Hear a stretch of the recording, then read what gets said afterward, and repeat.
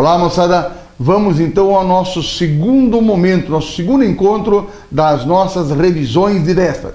Nesse momento, muito cuidado, muita atenção, porque agora o assunto são os modelos atômicos. Muito, mas muito cobrados em prova. Vamos lá? Veja comigo então o nosso primeiro exemplo, que já traz uma revisão enorme de todos os modelos. Vem comigo. Com relação às teorias atômicas, assinale o que for correto. 01. Thomson propôs que o átomo seria uma esfera de carga positiva não maciça incrustada de cargas negativas. Afirmativa verdadeira, tá? Olha lá, correta. Thomson propôs que o átomo seria uma esfera positiva incrustada de cargas negativas semelhante a um pudim de passas. Lembre disso, modelo de Thomson, pudim de passas. Ei, mais um detalhe. Lembrar que a Thomson é atribuída à descoberta do elétron, tá? O Thomson tem o título de descobridor do elétron. Por favor, tenha muito cuidado com esse detalhe. Lembre disso, por favor. Legal? Vamos a mais um modelo. Vamos lá? Item 02. Dalton propôs que os átomos são esferas rígidas, indivisíveis, que não podem ser criados nem destruídos. Item verdadeiro, correto? Dalton propôs que os átomos são esferas rígidas, maciças e indivisíveis, que não podem ser criados nem destruídos, semelhantes a uma bola de bilhar, né? Ou a um bola de bilhar seria o termo, né? A um modelo de bola de bilhar, tá? Moçada, cuidado com isso, tá? Dalton tem várias coisas importantes. Segundo Dalton, o átomo seria uma bolinha maciça, indivisível, indestrutível e neutro.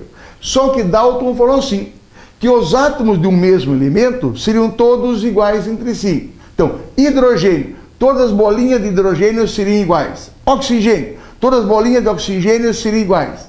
Mas que essas bolinhas poderiam se recombinar entre si, formando novos materiais. Por exemplo, bolinhas de hidrogênio com bolinhas de oxigênio formariam a água, que são H2O, duas bolinhas de hidrogênio e uma de oxigênio. Isso é importante. Lembrar também que o modelo de Dalton foi o que provou matematicamente a teoria de Lavoisier, a lei da conservação das massas.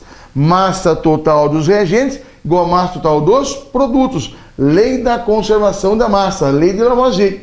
Por que a massa é igual? Que são bolinhas iguais, H2 mais O2, H2O. Faz o balanceamento para acertar as bolinhas.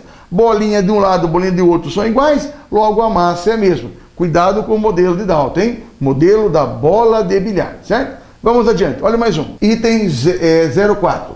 Rutherford propôs um modelo de átomo conhecido como sistema planetário. Até aí verdadeiro, verdadeiro.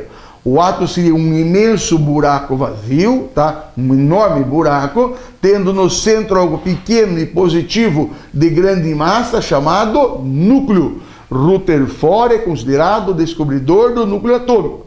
Aí ele propôs o seguinte, como o átomo era neutro, deveria ter cargas negativas, que seriam os elétrons, girando ao redor desse núcleo. Então, modelo planetário, porque lembra o sistema solar. Sol fixo, planetas girando ao redor. Aqui no átomo, núcleo fixo e elétrons girando ao redor. Então, por enquanto, verdadeiro. Mas olha onde está o erro.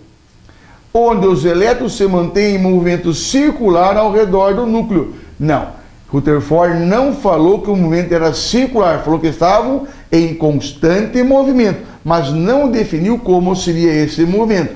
Isso é atribuído a um outro cara, que nós veremos mais adiante aí. Então, errado esse item, vamos ao próximo.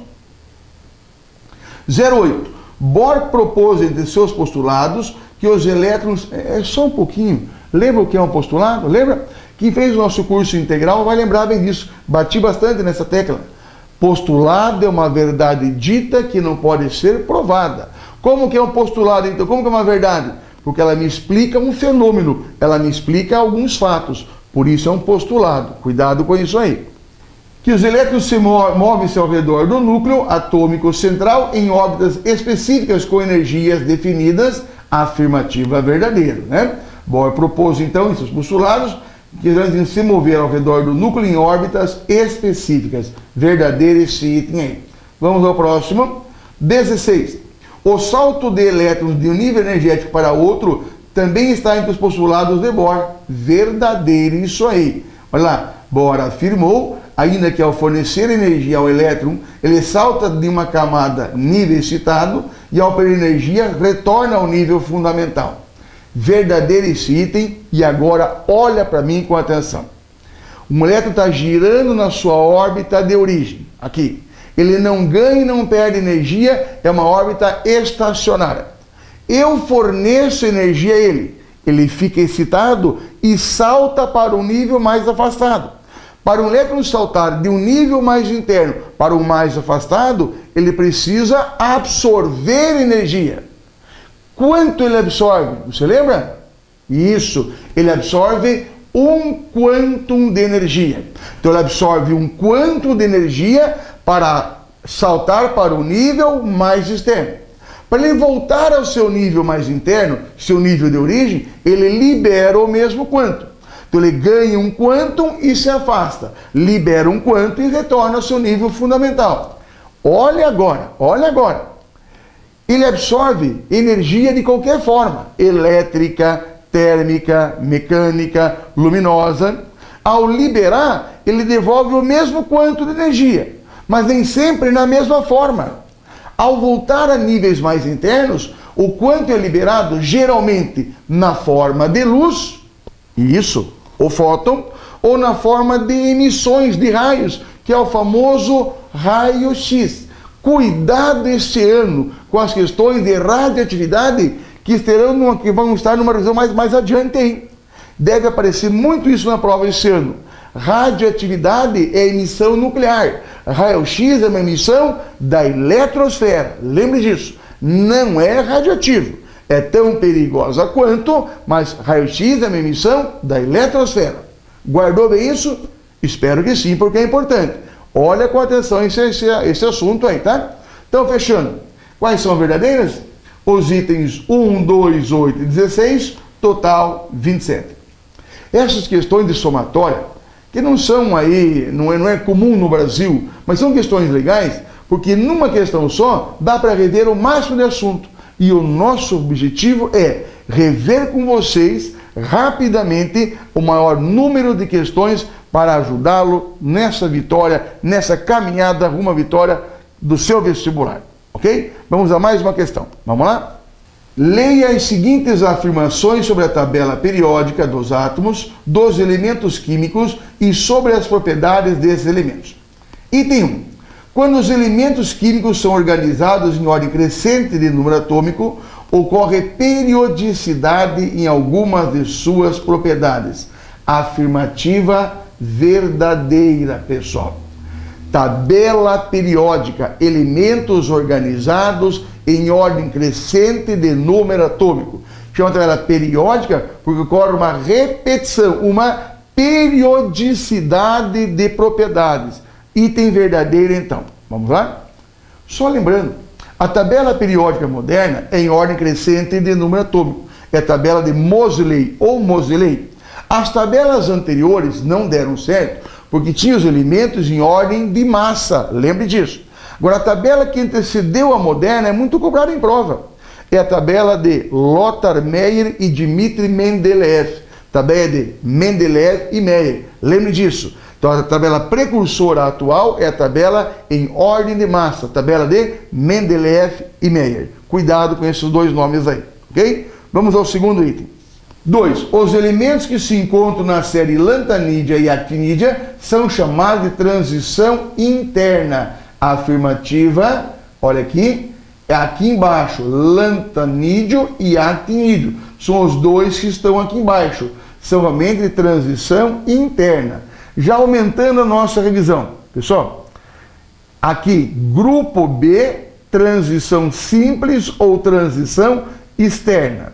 Tem o último elétron, o elétron diferencial em subnível D. Esses dois quadrinhos aqui estão aqui embaixo, série dos lantanídeos e dos actinídeos. Tem o último elétron em F, transição interna. Aqui, grupo 1A e 2A, ou 1 e 2, elementos representativos, último elétron em S, desse lado, do 3A ao 8A, último elétron em subnível P, também representativos, tá? Então, de novo, representativos, transição simples ou externa, transição interna. Então esse item está correto. Item 2, correto. Terceiro item. A disposição dos elementos na tabela periódica é tal que aqueles com propriedades semelhantes ficam no mesmo período. Não, pessoal, ficam no mesmo grupo ou família, que são as linhas verticais da tabela. Por exemplo, grupo 1 ou grupo 1A, metais alcalinos. 2 ou 2A, metais alcalinos terrosos. Então, mesmo grupo ou família. Errado. Item número 4. Num período ou num grupo, a energia de ionização será tanto maior quanto maior for o seu raio atômico. Cara, isso é importantíssimo para a gente. Está incorreto. Num período ou num grupo, a energia de ionização será tanto maior quanto menor for o raio. Olha para mim. Raio atômico. O que é o raio de uma circunferência? Distância do centro até a extremidade dessa circunferência. Raio do átomo. Distância do núcleo até a última camada, o último nível, que é a de valência. Quanto mais para baixo na tabela periódica, mais camadas, maior o raio. Então o raio ele aumenta da direita para a esquerda, vamos lá, e de cima para baixo. Então eu estou olhando a tabela de frente. Acompanhe comigo. Vamos ver aqui a nossa tabelinha. Veja uma tabela aqui comigo. O raio ele aumenta da direita para a esquerda, de cima para baixo. Então aqui é o raio.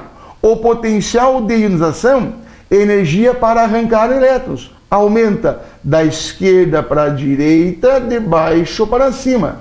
Então é exatamente o oposto. Quanto maior for a energia de ionização, menor é o raio. Eu não entendi isso. Mas claro, pense um pouquinho. Energia que eu gasto para arrancar elétrons de alguém. Quanto menor é o raio, mais perto o elétron está do núcleo, maior é a atração que ele sofre, mais difícil para eu arrancar. Se é mais difícil para eu arrancar, eu gasto mais energia. Então, quanto menor for o raio, menor for essa distância, mais preso ele está, mais difícil dele perder elétrons. Compreendeu? Então, voltando só para fechar a questão. Quais itens são verdadeiros, então? Vamos lá? Apenas o item 1 e o item 2, alternativa letra B. Legal? Assunto esse bem importante. Propriedades periódicas e estrutura atômica. Espero que você tenha guardado bem isso aí. Fique conosco, tem mais revisões para vocês dentro de alguns dias. E sempre lembrando, veja o nosso site, veja o que nós podemos oferecer para ajudá-los. E inscreva-se no nosso canal do YouTube para ter sempre as informações mais quentinhas, mais fresquinhas, rapidinhas para você nesse período curto do vestibular. Ok? Um abraço e até o nosso próximo encontro.